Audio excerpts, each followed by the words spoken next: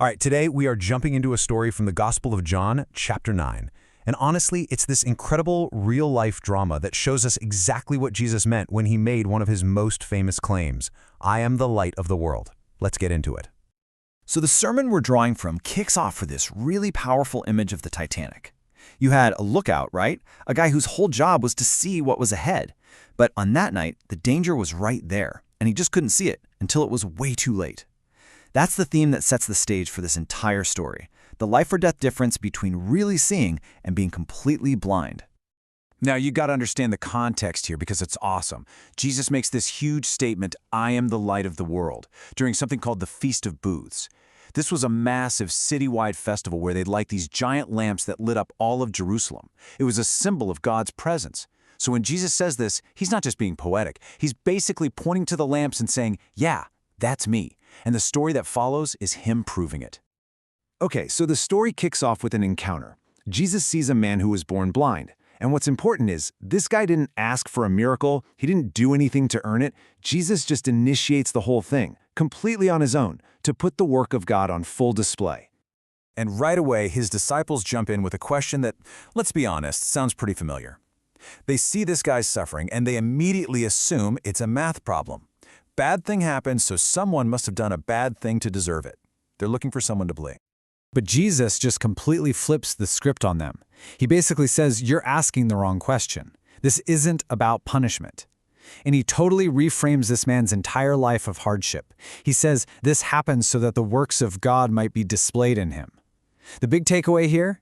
Suffering isn't necessarily a verdict on your past. It can actually be the stage for God to show up in a powerful way. Now, the way Jesus does the healing is, well, it's kind of weird. There's no big ceremony, no fancy words. He just spits on the ground, makes some mud, and smears it on the guy's eyes. And then he gives him a command. The sermon really points out there was no magic in the mud. The power wasn't in the materials, it was in the man's simple, trusting obedience. And get this, the text gives us this little footnote that is a huge clue. The pool he sends him to is called Siloam, and the author tells us that name literally means sent. It's a wink to the reader, a giant flashing sign saying this whole thing isn't random. It's pointing to Jesus as the one who was sent from God. So, the guy can see. But believe it or not, the miracle is just the beginning. The second half of this story is all about the fallout.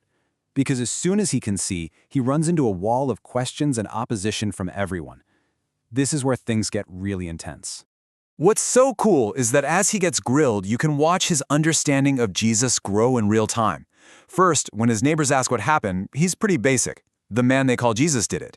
But then the religious leaders, the Pharisees, get involved, and he gets a little bolder. He is a prophet. By the time they interrogate him a third time, he's not just answering questions, he's schooling them, making these bold claims that Jesus has to be from God. It's amazing how being put under pressure actually forges his faith into something stronger. And this right here, this is the core of his entire defense. It's his mic drop moment. When all the theologians and experts try to trip him up and poke holes in his story, he just comes back to this one simple, undeniable fact. They can argue all they want, but they can't take away his experience. It's his truth. And man, the pressure just keeps ramping up. First, his neighbors are like, is that even the same guy? Then the Pharisees get mad because the healing happened on a Saturday, the Sabbath. Then they haul in his parents, who are so scared of getting kicked out of the synagogue that they basically plead the fifth. And finally, they drag the man back in and try to force him to agree that Jesus is a sinner. It's just one attack after another. And in the end, because he refused to back down, because he stood by his story, he pays a huge price. The authorities kick him out, they excommunicate him, which means he's now totally cut off from his entire religious and social world, all for telling the truth about what happened to him. But the story isn't over, not by a long shot, because now we get to the real climax. The man has been cast out by the religious world, and that's when he has one more encounter with the person who started it all. Jesus actually goes and finds him. And notice the question he asks. He doesn't ask, hey, how's the eyesight? He goes way beyond the physical miracle to what it was all pointing to. He asks a question about belief.